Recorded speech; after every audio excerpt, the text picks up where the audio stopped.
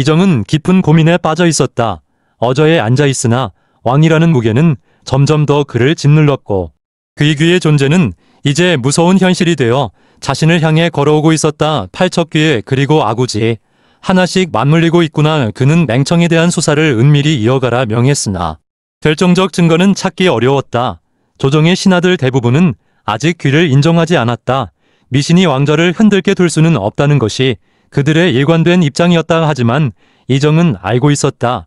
자신의 아버지를 덮쳤던 그 악귀의 기운이 다시 세상 위로 떠오르고 있음을. 여리는 야관귀로부터 또 다른 과거의 기억을 듣고 있었다. 넙덕은 과거 계묘년의 왕실 사람과 함께 어딘가로 향했고 그 여정은 끝내 죽음으로 끝이 났다고 한다. 그녀의 외조무 넙덕은 팔척귀를 천도하려다 실패했고 그 희생의 기억이 아직 세상 어딘가에 머물고 있다는 것이었다. 팔척귀는 죽은 게 아니야. 억울함을 먹고 되살아나서 그 영혼을 품은 자가 지금 이 땅 위에 있어. 야광귀의 말에 여리는 강철이를 떠올렸다. 하지만 곧 부정했다.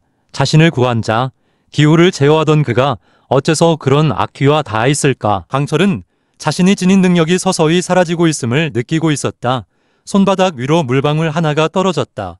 더는 바람을 불러올 수 없고 비를 멈추게 할 수도 없었다. 천신의 후회도 끝이 있는 법이지요. 혼잣말처럼 내뱉은 그의 목소리에는 자조와 허무가 섞여 있었다.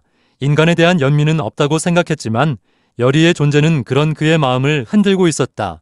그녀가 위험에 빠질수록 본능적으로 달려가고 싶은 충동이 들었다. 한편 조정의 외직 판관 윤갑은 조용히 움직이고 있었다. 그는 여리에게 마음을 품고 있었지만 그녀를 둘러싼 기묘한 사건들이 점점 더 무겁게 다가왔다. 이무기와 사랑.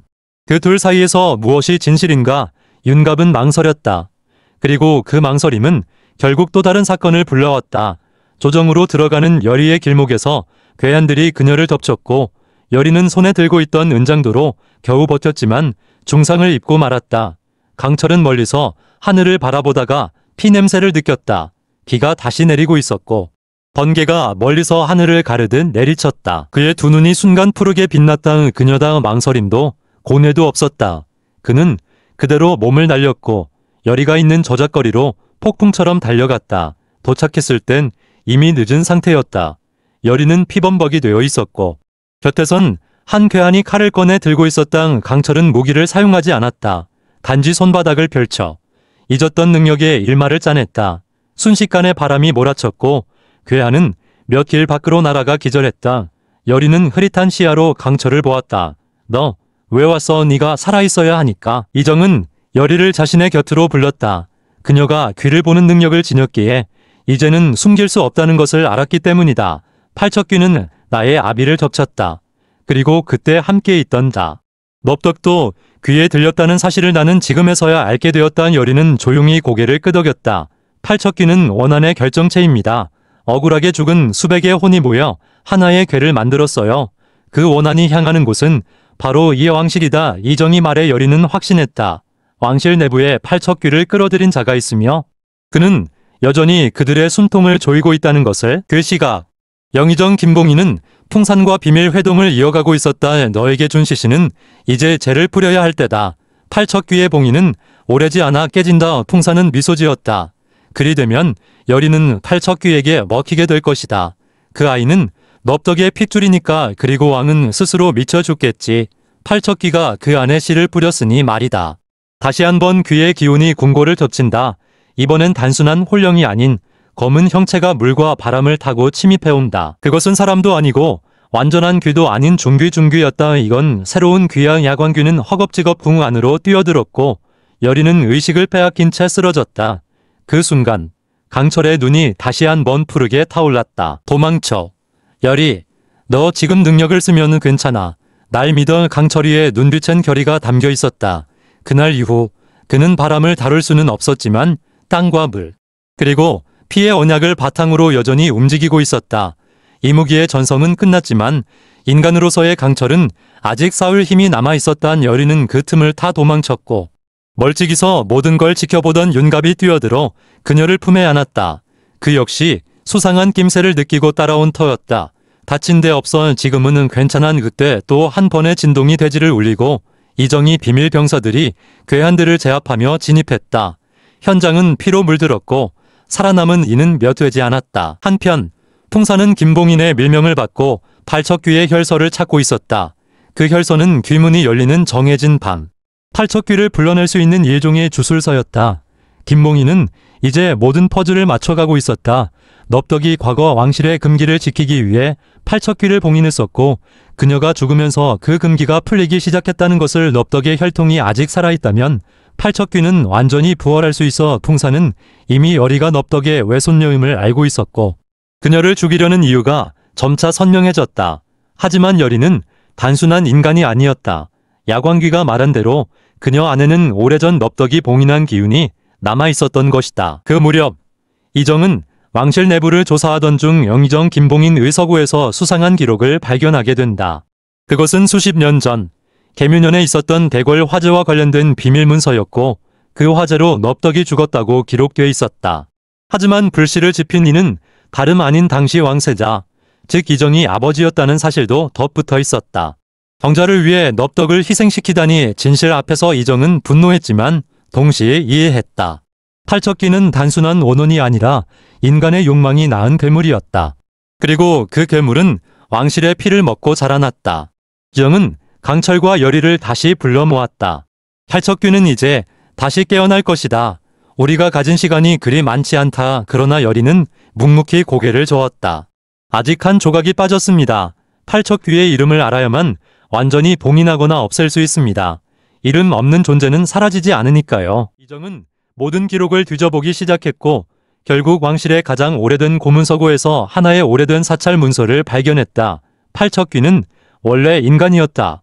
이름은 장현은 왕실의 궁녀를 사랑했고 그녀를 위해 목숨을 버렸으나 끝내 저주가 되어 돌아왔다는 그녀는 바로 넙덕이었다. 이름을 얻은 순간 여리는 팔척귀가 더 이상 단순한 귀신이 아니라 감정과 기억을 가진 존재임을 깨달았다. 그건 결국 사랑에서 비롯된 원한이었다. 강철이 육성재는 기후를 제어하는 능력을 상실한 채 자신의 정체성과 존재 이유에 대해 깊은 혼란을 겪습니다. 그는 인간과 이무기 사이에서의 정체성 혼란으로 인해 여리 김지연와의 관계에서도 갈등을 빚습니다. 여리는 그런 강철이를 이해하려 노력하지만 그의 냉담한 태도에 상처를 받습니다. 여리는 팔척귀의 실체를 밝히기 위해 야광귀와 협력하기로 결심합니다. 야광귀는 여리에게 넙덕이 생전에 남긴 기록을 전달하며 팔척귀의 봉인을 해제하려는 세력의 존재를 암시합니다. 여리는 이를 통해 김봉인 손병호의 음모를 추적하기 시작합니다. 이정 김지훈은 조정 내에서 벌어지는 권력 다툼과 음모에 대해 점차 의심을 품게 됩니다. 그는 김봉인이 풍산 김상호를 이용해 왕실을 위협하려는 계획을 세우고 있음을 알아차립니다. 이정은 이를 막기 위해 신뢰할 수 있는 신하들과 비밀리에 대책을 마련합니다. 팔척귀의 봉인이 약화되면서 조정과 백성들 사이에 불안감이 퍼집니다. 여리는 팔척귀의 부활을 막기 위해 강철이와 협력하려 하지만 강철이는 여전히 자신의 능력을 회복하지 못한 상태입니다. 이들은 팔척귀의 봉인을 강화하기 위한 방법을 찾기 위해 고군분투합니다. 여리와 강철이는 팔척귀의 봉인을 강화하기 위한 의식을 준비하며 조정 내에 배신자들을 색출하기 시작합니다. 김봉인은 자신의 계획이 탄로날 위기에 처하자 풍산을 이용해 마지막 수를 던집니다. 이정은 왕실을 지키기 위해 결단을 내리며 드라마는 클라이맥스를 향해 치닫습니다. 새벽녘 궁궐의 동편에 있는 무림정사의 이상한 기운이 감돌았다. 안개가 자욱하게 깔린 들 위로 까마귀가 연달아 3번 울었다. 누군가가 이 땅에 다시 깨어났다는 신호처럼 보고드립니다. 서궁치와의 봉인지에서 미약한 기운이 감지되었습니다. 무릎을 꿇은 접자는 말끝을 떨며 숨을 죽였다. 그의 앞에 선 이는 바로 청령원이라 불리는 사제단의 수장. 연화였다. 고운 비단옷 사이로 비치는 그녀의 눈빛은 얼음처럼 차가웠다. 봉인이 완전하지 않다는 것은 예상된 일이었다. 여리와 그 무녀무리들, 우리 계획을 너무 성급히 막았군. 연화는 손에 쥔 푸른 옥패를 바라보며 속삭였다. 팔척귀가 완전한 혼란으로 부활하는 날, 조선은 사라지고 청령의 밤이 올 것이다. 한편 여리는 강철이 잠들어 있는 별궁의 내실에서 나지막이 기도하고 있었다. 손에는 아직 마르지 않은 무녀의 부적과 강철이 남긴 머리끈 하나가 쥐어져 있었다. 너라면 반드시 다시 눈을 뜰 거야. 그렇게 말했잖아. 그 순간 방문이 조심스레 열리고 야광귀가 들어섰다. 그의 손에는 오래된 문서 한 장이 들려 있었다. 여리 아씨, 철령봉의 뒷장 해독을 완료했습니다.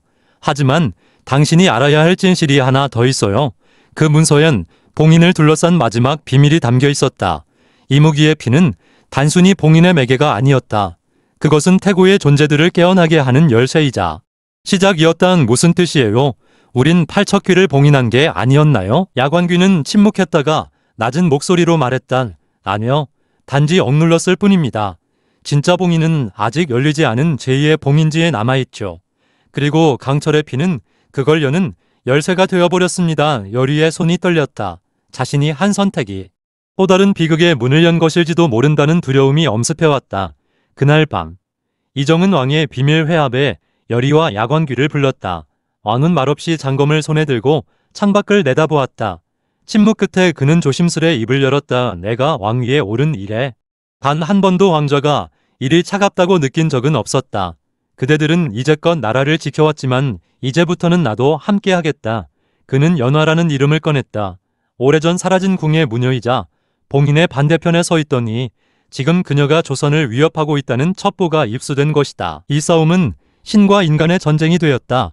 하지만 나는 조선의 군왕으로서 물러서지 않을 것이다. 청영원의 정체를 파헤치고 팔척귀의 뿌리를 완전히 끊어야 한다. 며칠 후 여리는 강철이 깨어나지 못한 채 자리를 지키는 가운데 야관귀와 함께 지하의 봉인지를 찾았다. 그것은 서궁 동굴 깊숙한 곳. 오래전부터 무녀들이 접근을 금지해온 금혼을봉 김혼혈이었다.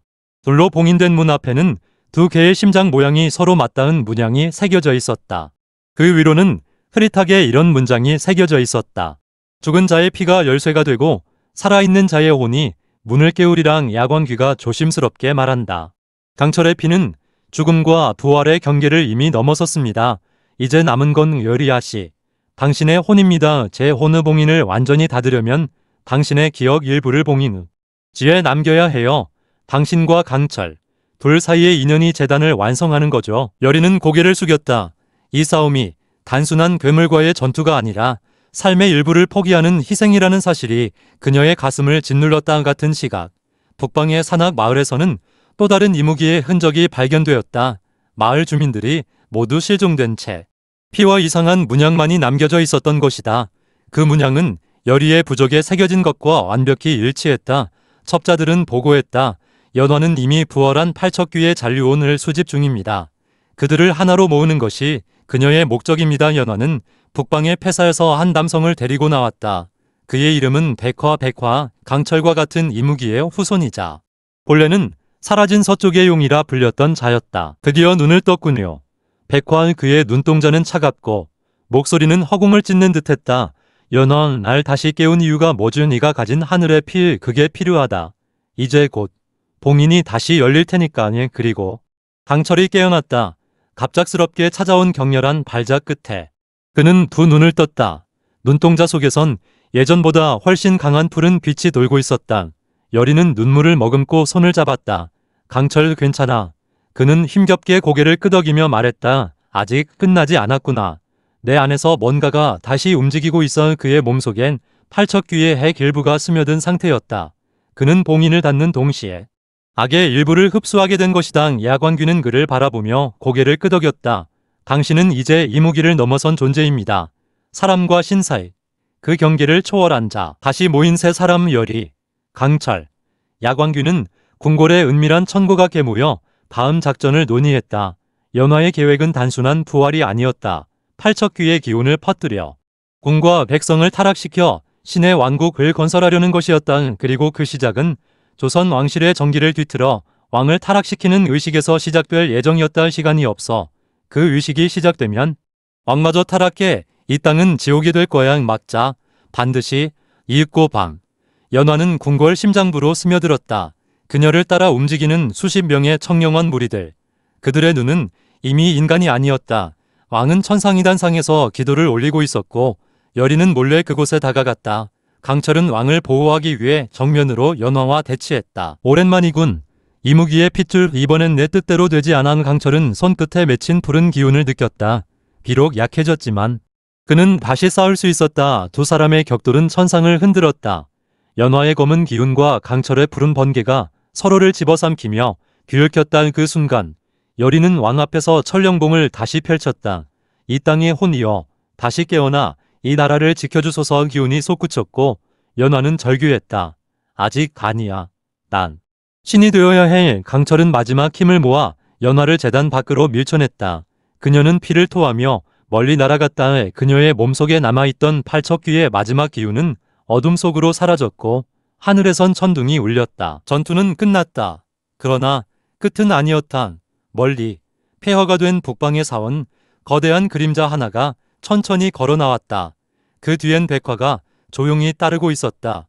드디어 봉인이 모두 사라졌군. 이제 마지막이다. 조선. 그리고 그 여자의 그림자는 낮게 웃으며 말했다. 여리. 그 이름이 아직도 남아있다니 흥미롭군. 밤은 깊어갔지만 여리는 아직 잠들지 못했다. 강철이 누워있는 병상 곁에 앉아 그의 손을 꼭 붙잡고 있었다. 희미한 촛불 아래 여리의 눈망울은 여전히 젖어 있었고 입술은 굳게 닫혀 있었다. 그녀는 스스로에게 수없이 되뇌었다. 다시 깨어나야 해. 당신은 끝나지 않았어. 문득 창밖에서 들려오는 희미한 나무 부딪히는 소리. 여리는 문득 고개를 들었다. 누군가 국무당을 향해 다가오고 있었다. 인기척을 느낀 그녀가 문을 열자 낯선 노인이 모습을 드러냈다. 허름한 옷자락, 주름진 얼굴. 하지만 눈빛은 맑았다. 너가 여리로구나. 노인의 목소리는 조용했지만 깊었다. 여리는 순간 낯설면서도 익숙한 감각에 사로잡혔다. 당신은 나는 옛날 조선의 마지막 모군의 사제다. 천령봉의 마지막 계승자이기도 하지. 노인은 여리를 바라보며 말을 이었다. 팔척귀의 뿌리는 완전히 잘려나가지 않았어. 그 녀석은 신의 피를 타고 다시 태어나려 한다. 강철의 피. 그건 이제 팔척귀에게 새로운 통로가 된 거야. 여리는 경악했다. 무슨 말씀이시죠? 봉인은 끝난 게 아니었나요? 봉인은 시작일 뿐이다. 진짜 시련은 지금부터야. 그리고 그 시련의 문을 연 건 다름 아닌 내 곁에 누워있는 사내지. 며칠 후 강철은 마침내 눈을 떴다. 여리는 눈물로 그의 이름을 불렀고 그는 미소 지었다. 하지만 그의 눈빛은 이전과 달랐다. 그 안엔 짙은 어둠의 그림자가 스며들어 있었다. 마치 무언가가 그의 안에서 잠자고 있는 것처럼. 강철, 당신 괜찮아? 그는 조용히 고개를 끄덕였지만 여리는 감지했다. 뭔가 이상했다. 강철은 잠든 밤마다 꿈을 꾸었다. 붉은 안개, 깨진 봉인, 그리고 거대한 형상의 괴물. 그 괴물은 언제나 그의 이름을 불렀다. 강철은 나의 육신이 되어라. 조정에서는 김봉인의 잔당들이 하나둘 붙잡히며 조용히 정리가 되어갔지만 영모의 흔적은 아직 완전히 가시지 않았다. 이정은 국정을 수습하며 무당청을 새로 정비했다. 여리에게는 왕명을 전했다.